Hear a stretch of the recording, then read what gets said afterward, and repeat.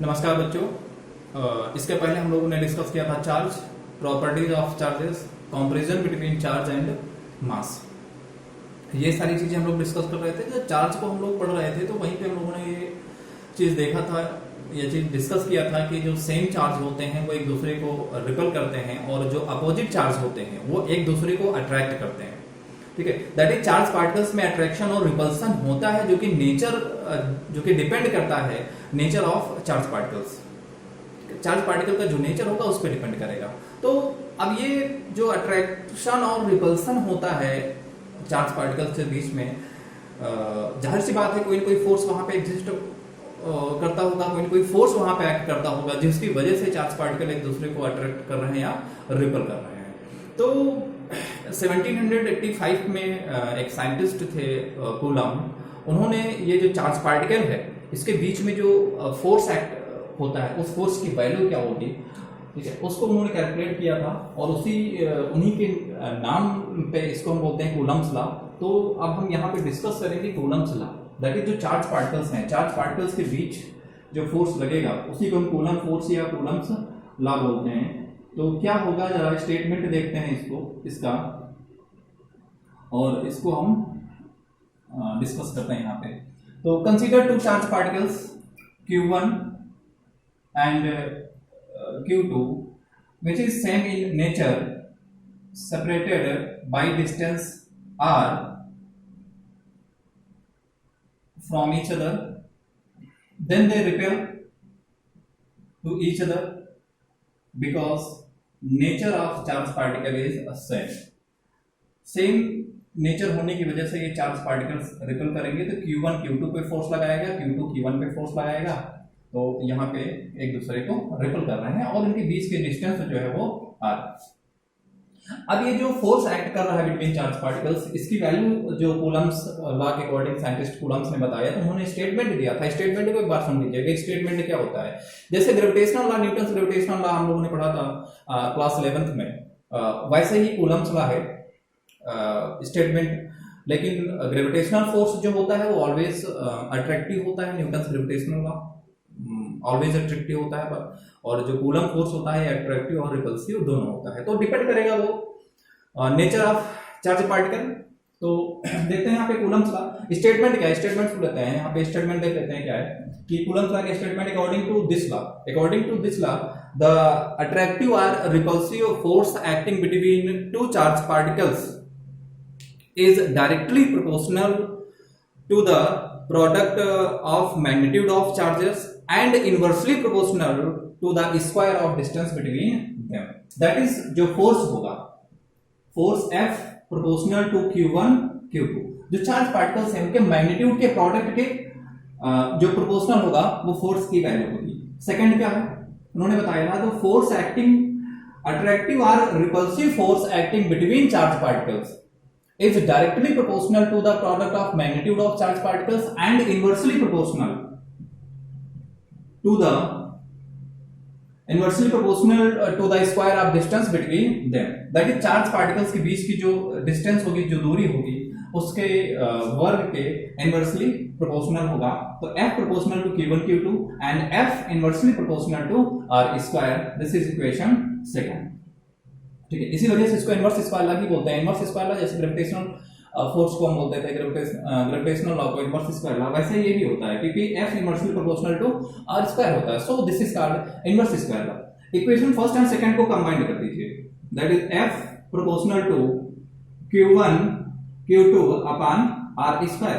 ये proportionality sign है, proportionality sign को हटा के यहाँ पे कांस्टेंट ऐड कर देंगे और वो कांस्टेंट क्या ऐड कर देंगे कि हम कहीं कहीं बुक में लिखा होगा या इसको हम सीधे लिख लेंगे 1/4 pi epsilon 0 into Q1 Q2 upon R square. This is equation third. Epsilon 0 is the permittivity in free space, permittivity of free space और मीडियम। ये फ्री स्पेस या मीडियम की क्या होगी, परमिटिविटी होगी एप्सिलॉन 0। ठीक है, क्योंकि चार्ज पार्टिकल भी यहाँ पे हमने कंसीडर किया हुआ है कि चार्ज पार्टिकल्स हैं वो फ्री स्पेस में है या वैक्यूम में है, दैट इज यहाँ पे कोई मीडियम नहीं है। ये फ्री स्पेस ये वैक्यूम में चार्ज पार्टिकल्स हैं। तो उस कंडीशन में जो फोर्स एक्ट होगा वो F = 1/4πε0 × Q1 Q2/r² होगी, वेयर यहां पे इसको देख लेते हैं, वेयर 1/4πε0 = 9 × 10⁹, इसकी वैल्यू कितनी हो जाएगी, 9 × 10⁹ न्यूटन मीटर स्क्वायर पर कूलम स्क्वायर, ये इसकी वैल्यू हो जाएगी। ठीक है, इज प्रोपोर्शनैलिटी कांस्टेंट। ठीक, ये प्रोपोर्शनैलिटी कांस्टेंट हो जाएगा। एंड एप्सिलॉन 0, ठीक, इसको हम क्या लिख सकते हैं, epsilon 0 is the permittivity of free space और वैक्यूम। ठीक है, फ्री स्पेस या वैक्यूम की ये परमिटिविटी होती है। अब मान लीजिए कि ये चार्ज पार्टिकल्स किसी मीडियम में है, अभी तो हमने यहाँ पे कंसीडर कर लिया था कि ये चार्ज पार्टिकल्स जो है वो फ्री स्पेस में है या वैक्यूम में है। जो कूलम फोर्स की वैल्यू होगी वो F = 1/4πε0 × Q1 Q2/r² होगी। This is coulomb force. ठीक है, epsilon 0 is the permittivity of free space. अगर यही चार्ज पार्टिकल्स Q1 और Q2 चार्ज पार्टिकल्स हैं वो किसी मीडियम में है, उस कंडीशन में कूलम फोर्स की वैल्यू क्या हो जाएगी, यहां पे लिख लेंगे, इफ चार्ज पार्टिकल्स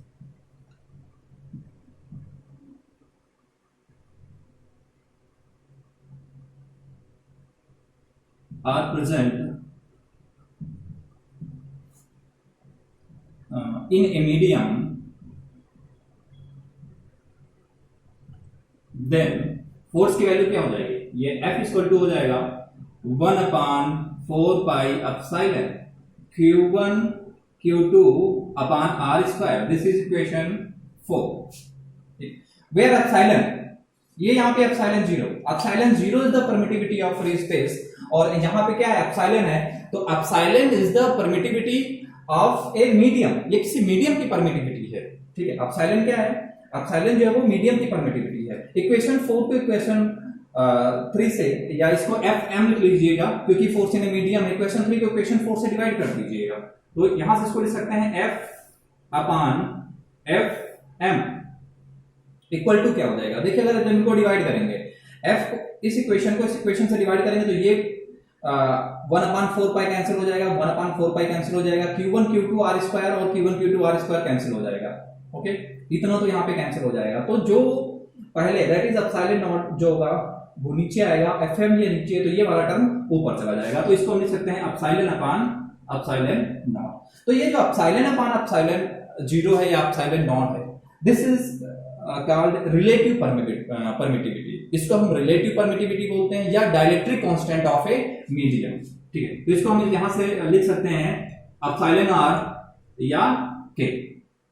ठीक है, epsilon r relative permittivity and k dielectric constant, तो इसको हम डाइलेक्ट्रिक कांस्टेंट बोल सकते हैं या रिलेटिव परमिटिविटी। तो यहां पे जो एप्सिलॉन r होगा उसको हम लिख लेंगे रिलेटिव, ये जो होती है वो रिलेटिव परमिटिविटी होती है। ओके, और जो k होगा वो क्या हो जाएगा, dielectric constant of medium, dielectric constant, ठीक है, ऑफ मीडियम। तो मीडियम के लिए जो डाइलेक्ट्रिक कांस्टेंट की वैल्यू होती है वो डिफरेंट होती है, सच एज एयर के लिए इसकी वैल्यू जो होती है वो 1.006 होती है, वैक्यूम के लिए 1 होती है, और माइका के लिए 3 to 6 होती है, ग्लास के लिए 3 to 4 होती है, और वाटर के लिए 81 होती है। ठीक है, अगर इसकी वैल्यू को हम देखें तो k की वैल्यू जो डाइलेक्ट्रिक कांस्टेंट ऑफ मीडियम का डाइलेक्ट्रिक कांस्टेंट है, तो मीडियम वहां पे क्या हो सकता है, जैसे हमने यहाँ पे वैक्यूम कंसीडर किया, तो वैक्यूम के लिए k की वैल्यू 1 हो जाएगी, एयर के लिए 1.006 होती है तो 1 ही मान लेते हैं उसको। उसके बाद माइका के लिए देखें 3 to 6 के बीच में लाइज करती है, ग्लास के लिए 3 to 4 के बीच में लाइज करती है इसकी वैल्यू, k की वैल्यू डाइलेक्ट्रिक कांस्टेंट की वैल्यू, और वाटर के लिए एक्टिव वन होती है। तो डाइलेक्ट्रिक कांस्टेंट वैल्यू जो होती है वो डिफरेंट होती है, ठीक है। तो यहां से अगर हम देखें कि dielectric constant epsilon R relative permittivity होती है ऑफ मीडियम, ठीक है। तो रिलेटिव परमिटिविटी की डिफिनेशन भी यहां से हम इसको डिफाइन भी कर सकते हैं। अगर हमें डाइलेक्ट्रिक कांस्टेंट को डिफाइन करना हो, व्हाट इज डाइलेक्ट्रिक कांस्टेंट, तो डाइलेक्ट्रिक कांस्टेंट को हम यहां से डिफाइन भी कर सकते हैं। डाइलेक्ट्रिक कांस्टेंट की डिफिनेशन क्या दे सकते हैं, डाइलेक्ट्रिक जो होगा वो डाइलेक्ट्रिक कांस्टेंट है। तो डाइलेक्ट्रिक कांस्टेंट को डिफाइन करेंगे तो सीधे ही ऐसे डिफाइन कर लीजिए, dielectric constant is defined as the ratio of permittivity in a medium to the permittivity in free space, ठीक है। Permittivity of medium to the permittivity of free space, जो रेशियो होगा वही डाइलेक्ट्रिक कांस्टेंट होगा या relative permittivity होगी, ठीक है। तो डाइलेक्ट्रिक कांस्टेंट की डिफिनेशन क्या हो जाएगी, the ratio of permittivity of a medium to the permittivity of free space is called dielectric constant or relative permittivity, इसी को हम relative permittivity भी बोलते हैं, ठीक है। तो यहां से आप देखिएगा, इसको जरा मैं यहां पे लिखे दे रहा हूं इस इक्वेशन के बाद सीधे यहां पे, तो यहां से आप F upon F m is equal to हो जाएगा K, that is force in a medium equal to 1 upon K F। अगर किसी मीडियम में फोर्स को देखो, यहां से रिलेशन निकल के आया है कि अगर हम किसी मीडियम में फोर्स को देखें, किसी मीडियम में जो फोर्स की वैल्यू होगी वो क्या होगी, तो फोर्स बिकम्स 1 अपान K टाइम्स, कितना हो जाएगा, दैट इज जो फ्री स्पेस में या वैक्यूम में जो फोर्स होगा, चार्ज पार्टिकल अगर वैक्यूम में हो तो उनके बीच जो फोर्स होगा, जब वही चार्ज पार्टिकल किसी मीडियम में रखे जाएंगे तो उस मीडियम में जो फोर्स की वैल्यू होगी वो कितना हो जाएगी, वैक्यूम में जो फोर्स होगा उसका 1 अपान K टाइम्स हो जाएगा। दैट इज जो डाइलेक्ट्रिक कांस्टेंट होगा, अगर आप उससे डायरेक्ट डिवाइड कर दें तो आपको फोर्स की वैल्यू मिल जाएगी। आप वहां से डायरेक्ट फोर्स को कैलकुलेट कर सकते हैं। तो ये है कूलम्स लॉ। तो स्टेटमेंट यहां से आप बुक से देख लीजिएगा स्टेटमेंट क्या होता है, या आप स्टेटमेंट को अपने आप भी लिख लीजिएगा। ग्रेविटेशनल फोर्स जैसे हम लोगों ने डिफाइन किया था या पढ़ा था, उसी की बेस पे आपको लिखना है, द अट्रैक्टिव और repulsive force acting between two charge particles is directly proportional to the product of magnitude of charges and inversely proportional to the square of distance between them, that is F proportional to Q1 Q2 and F inversely proportional to R square. This is Coulomb's law. अब जो coulomb charge की SI unit होती है वो coulomb होती है। Charge की जो SI यूनिट क्या होती है, कूलम होती है। तो उसको भी यहां से हम डिफाइन कर सकते हैं। डिफिनेशन कैसे दे सकते हैं, अगर हम चार्ज की SI यूनिट कूलम को डिफाइन करना चाहें तो उसकी डिफिनेशन यहां से हम कैसे दे सकते हैं, आप देखिएगा, ठीक है। इसको मैं यहां से मिटा रहा हूं। तो डिफिनेशन कैसे हो जाएगी, जरा इसको देख लेते हैं, डिफाइन कर लेते हैं कि 1 कूलम की जो डिफिनेशन होगी वो उसको हम कैसे डिफाइन कर सकते हैं, 1 कूलम को कैसे डिफाइन कर सकते हैं, यहीं से हम देख लेंगे। देखिए फोर्स की वैल्यू क्या होती है, ये 9 × 10⁹ इंटू Q1 Q2 अपान R स्क्वायर। ये अगर यहां से हम कंसीडर कर लें, if Q1 Q2 equal to 1 coulomb, sorry इसको हम लिख देते हैं 1 coulomb and R equal to 1 metre, तब क्या हो जाएगा। तो यहां से सीधे सीधे यही हमको मिलेगा 9 × 10⁹ मीटर, ठीक है। सीधे सीधे यही वैल्यू मिल जाएगा, F equal to 9 × 10⁹ metre, that is ये फोर्स की वैल्यू होगी, ठीक है। तो 1 कूलम क्या होगा, 1 कूलम की डिफिनेशन कैसे होगी, सुनिएगा कैसे इसको डिफाइन करेंगे। If two charge particle Q1 और Q2, if two charge particle separated by distance 1 metre in vacuum and a force of 9 × 10⁹ Newton acts between them, then the value of charges will be 1 coulomb. फिर सुनिएगा, इसको एक बार repeat कर रहा हूं मैं, ठीक है।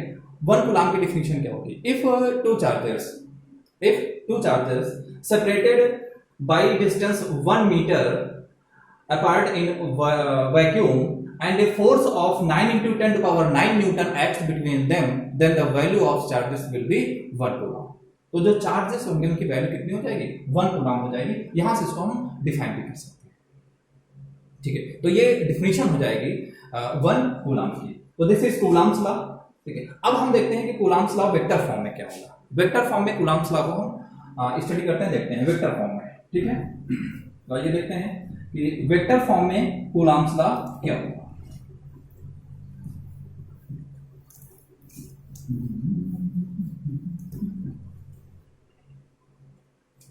ठीक है, तो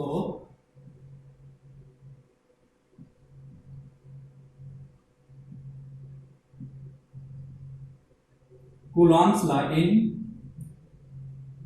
वेक्टर फॉर्म, ठीक है, वेक्टर फॉर्म में कूलॉम्स लॉ क्या होगा, ध्यान से समझिएगा, फिगर ड्रॉ करिएगा, ठीक है, कोऑर्डिनेट बना लिया, this is X Y and Z, ये ओरिजिन क्या हो जाएगा ओ, ठीक है। दो चार्ज पार्टिकल कंसीडर कर लीजिए, consider two charge particles, first charge particles वो q1 and position vector from origin जो होगी वो कितने में जाएगी चार्ज पार्टिकल की, मान लीजिए वो r1 है। सेकंड चार्ज पार्टिकल आप कंसीडर कर लीजिए, यहाँ पे ये q2 एंड सॉरी थोड़ा सा तिरछा हो गया, इसको सीधा कर लीजिएगा, फिगर तो सही से बन q2 एंड पोजीशन वेक्टर क्या हो जाएगी r2। अब मान लीजिए इनके बीच जो फोर्स है वो F, ठीक है, ये फोर्स इस पे लगेगा, ठीक है, एंड दिस इज दिस, ठीक है, ये चार्ज पार्टिकल्स। अब यहां पे इसको ले लीजिएगा r21, ठीक है, डायरेक्शन ये हो जाएगी, r12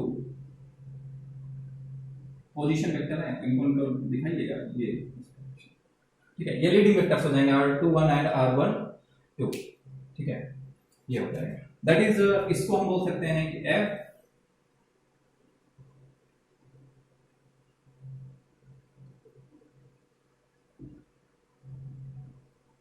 to one and f 1 2, थोड़ा सा इसको करेक्ट कर लीजिएगा, ठीक है, इसको थोड़ा सा यहाँ से करेक्ट कर देंगे,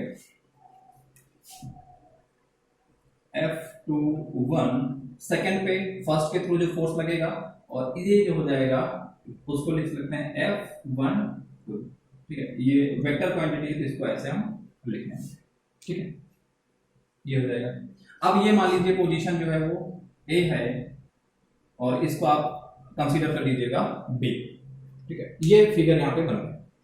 अब वेक्टर फॉर्म में लिखना है, ठीक है, तो consider two charge particles q1 and q2, position vector of charge particle q1 from origin r1 and position vector of charge q2 from origin r2, r21 and r12 leading vectors respectively q1 and q2, जो कि एक दूसरे को क्या करते हैं, lead करते हैं। f21 force acting on charge particle q2 due to q1 and f12 force acting on charge particle q1 due to due to q2, ठीक है, ये फोर्सेस आ जाएंगे और ये क्लियर हो जाएगा।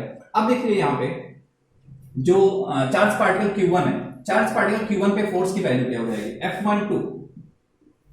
F12 की वैल्यू अगर यहां से कैलकुलेट करेंगे तो कितना हो जाएगा, ये 1/4 पाई एप्सिलॉन 0, कंसीडर कर लेंगे कि ये वैक्यूम में फ्री स्पेस में है, एप्सिलॉन 0 यहां पे लिख रहा है, इसका मतलब चार्ज पार्टिकल कहां पे है, स्पेस में, फ्री स्पेस में है या वैक्यूम में है, तो वैल्यू क्या हो जाएगी q1 q2 upon r21, leading vector क्या है q1 से q2 के लिए r21 स्क्वायर और r21 दिस इज, ठीक है, ये हो जाएगा, where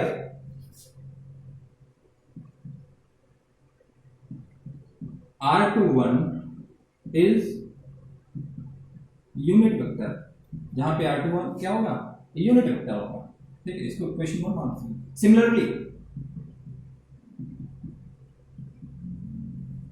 Similarly, force acting on charge particle q2 due to q1, ठीक है,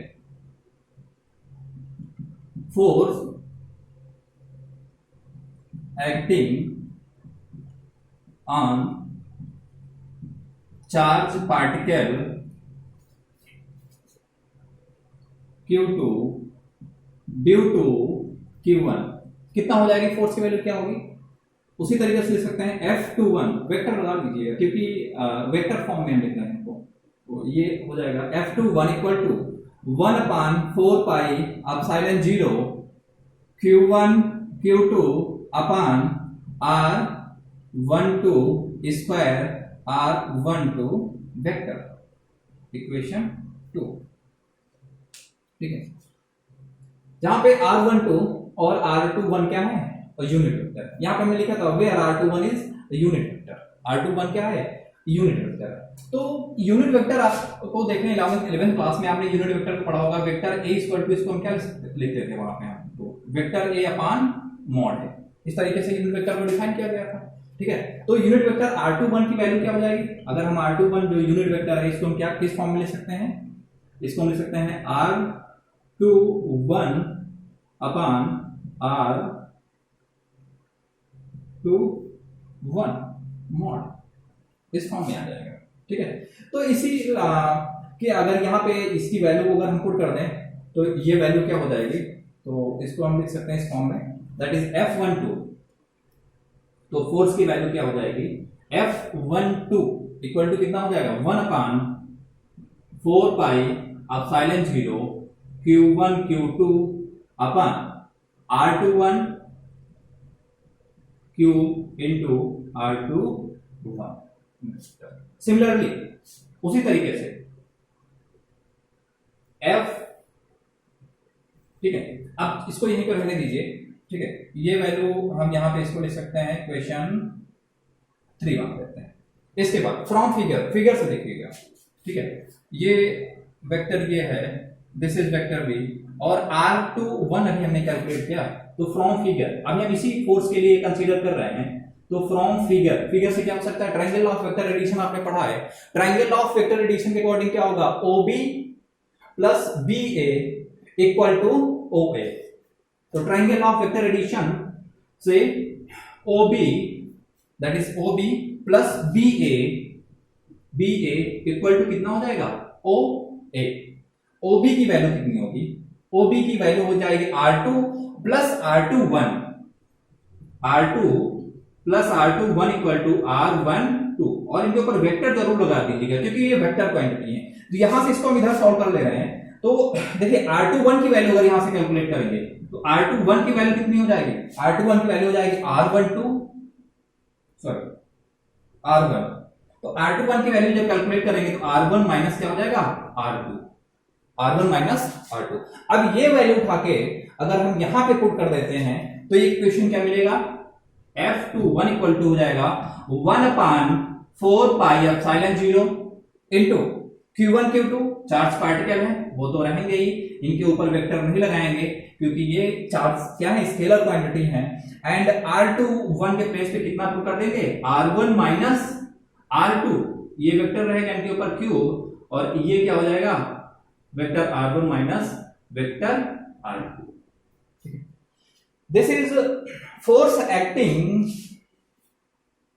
सॉरी इसको F12, this is force acting charge particle Q1 due to Q2। Similarly अगर हमें मान लीजिए Q2 पे फोर्स निकालना है ड्यू टू Q1 तो उसकी वैल्यू क्या हो जाएगी, उसकी वैल्यू को हम लिख सकते हैं F21 equal to 1 upon 4 pi epsilon 0 into Q1 Q2 upon, इसको मॉड में हम लिख देंगे R2 minus R1 cube into R2 minus R1 in, this is Coulomb's law in vector form. ये कूलम्स लॉ हो जाएगा वेक्टर फॉर्म में, this is Coulomb's law in vector form. ठीक है, तो ये इसके पहले कूलम्स लॉ पढ़ा, फिर कूलम्स लॉ वेक्टर फॉर्म में क्या होगा उसको हम लोगों ने डिस्कस कर लिया। अब आगे जो हमें डिस्कस करना है वो ये है कि force acting on a charge particle due to multiple charges. अभी तक हमने क्या किया, अभी तक हमने सिर्फ ये डिस्कस किया था कि यहां पे दो चार्ज पार्टिकल्स है Q1 और Q2, तो Q1 और Q2 चार्ज पार्टिकल्स के बीच जो फोर्स एक्ट होगा उसको पहले हमने कैलकुलेट किया कूलम्स लॉ, फिर उसको हमने वेक्टर फॉर्म में स्टडी किया, वेक्टर फॉर्म में हमने दोनों को लिख लिया।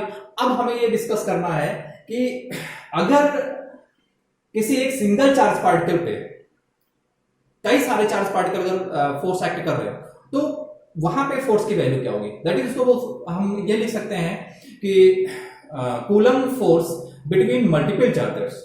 अगर एक दिन यहां पे दो फोर्सेस, दो चार्ज पार्टिकल्स हैं, अगर मोर देन 2 चार्ज पार्टिकल्स हों उनके बीच कूलम फोर्स की वैल्यू क्या होगी, अब हम वो कैलकुलेट करेंगे। ठीक है, तो ये था Coulomb's law in vector form. अब हम कैलकुलेट करेंगे इसके बाद,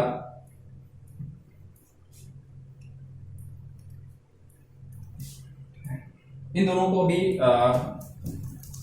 जो फोर्सेस की वैल्यू है इनको हम यहाँ से इरेज नहीं करेंगे, बाद में इनकी जरूरत पड़ेगी।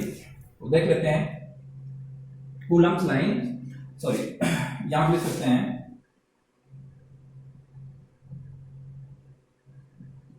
Forces between multiple charges. अभी तक क्या था, सिर्फ दो चार्ज पार्टिकल होते थे, उनके बीच जो फोर्स था वो हमने कैलकुलेट कर लिया। Q1 और Q2 चार्ज पार्टिकल के बीच जो फोर्स है उसको हमने वेक्टर फॉर्म में लिख लिया, ठीक है। कूलम्स लॉ को डिस्कस किया, फिर उसको हमने वेक्टर फॉर्म में लिख लिया। लेकिन अगर मोर देन 2 चार्ज पार्टिकल्स हैं तो फिर कूलम्ब फोर्स की वैल्यू क्या होगी उसको हम कंसीडर डिस्कस कर लेते हैं, ठीक है। तो फिगर बना लीजिए, फिर यहाँ पे अगेन एक फिगर बनाएंगे आप, X axis, Y axis and this is Z axis. ये ओरिजिन ओ कंसीडर कर लीजिएगा। अब आप मान के चलिए यहाँ पे एक चार्ज पार्टिकल Q1 है, ठीक है। आप एक चार्ज पार्टिकल Q1 ले लीजिए जिसका पोजीशन वेक्टर कितना है R1, पोजीशन वेक्टर R1। अब इस चार्ज पार्टिकल पे, ठीक है, एक दूसरा चार्ज पार्टिकल यहाँ पे Q2 कंसीडर कर लीजिएगा, अनदर चार्ज पार्टिकल आप Q3 कंसीडर कर लीजिएगा। ऐसे ही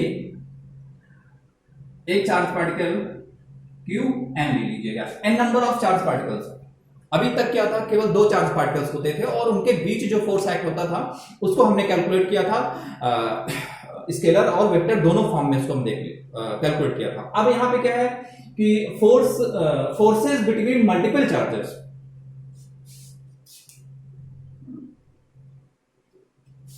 अगर मल्टीपल चार्जेस हैं तो उनके बीच फोर्स कितना एक्ट होगा वो हम देख लेते हैं, ठीक है। तो Q1 चार्ज पार्टिकल पे मान लीजिए Q2 चार्ज पार्टिकल Q1 पे फोर्स एक्ट कर रहा है, Q3 भी Q1 पे फोर्स एक्ट कर रहा है, ऐसे ही Q4 होगा, Q5 होगा and so on Qn। n number of charge particles है जो कि Q1 चार्ज पार्टिकल्स पे फोर्स एक्ट कर रहा है। तो Q1 चार्ज पार्टिकल्स पे फोर्स की वैल्यू क्या होगी, अब हमें वो कैलकुलेट करना है। अभी तक हमने दो चार्ज पार्टिकल्स पे वर्क किया था, अब यहां पे देखिए, ठीक है। इनका पोजीशन वेक्टर पहले लिख लीजिएगा। ये R2 है, पोजीशन वेक्टर R2 हो जाएगा, सॉरी Q2 है तो पोजीशन वेक्टर R2 हो जाएगा, Q3 है तो उसी पोजीशन वेक्टर R3 हो जाएगा, Qn है तो पोजीशन वेक्टर आप इसका Rn मान लीजिएगा, ठीक है। अब देखते हैं फोर्स की वैल्यू क्या होगी। मान लीजिए ये चार्ज पार्टिकल्स पे फोर्स एक्ट कर रहा है और ये फोर्स कितना हो जाएगा, Q1 पे Q2 फोर्स लगा रहा है तो इसको हम क्या लिख लेंगे, F12, ओके, ठीक है। ऐसे ही ये F13, ये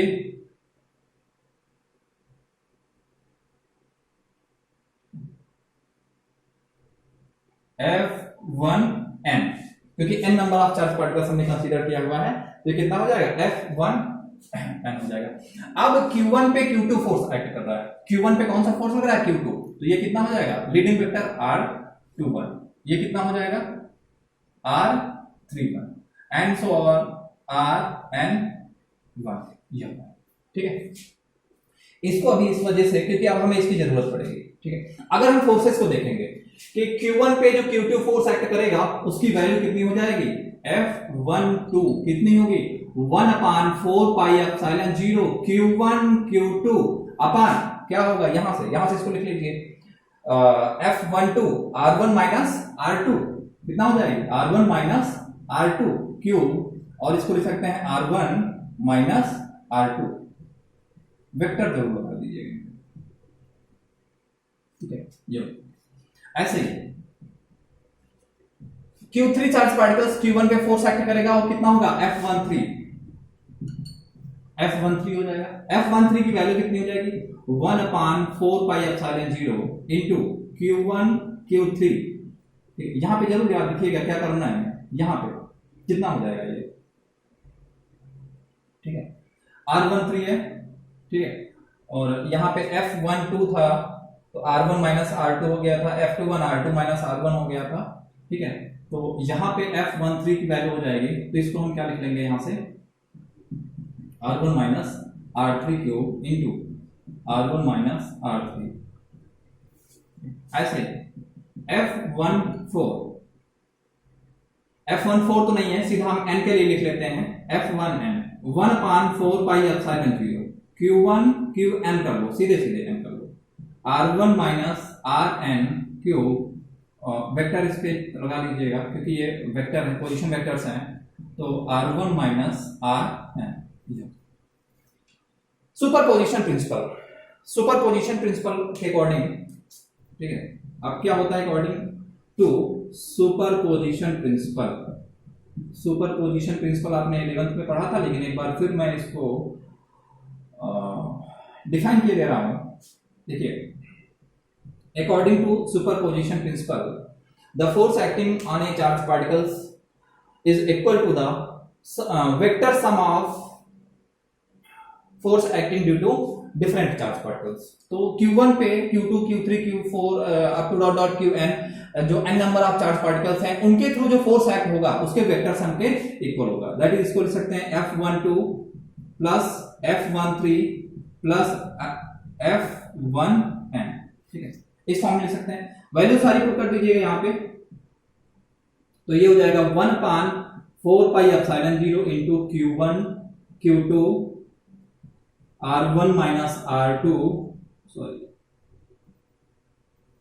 mod R1 minus R2 vector form में। इसको मैं यहां से मिटा दूं क्योंकि इसकी जरूरत अब खत्म, ठीक है। चलिए इस एक्सिस को थोड़ा सा छोटा कर देते हैं। अब ये हो जाएगा 1/4πε0 Q1 Q3 R1 R3 cube R1 minus R3, ठीक है, ये plus and so on 1/4πε0 Q1 Qn होगा मॉड R1 माइनस Rn, ये मॉड लगा हुआ है यहाँ पे, और ये हो जाएगा R1 माइनस Rn, ठीक है।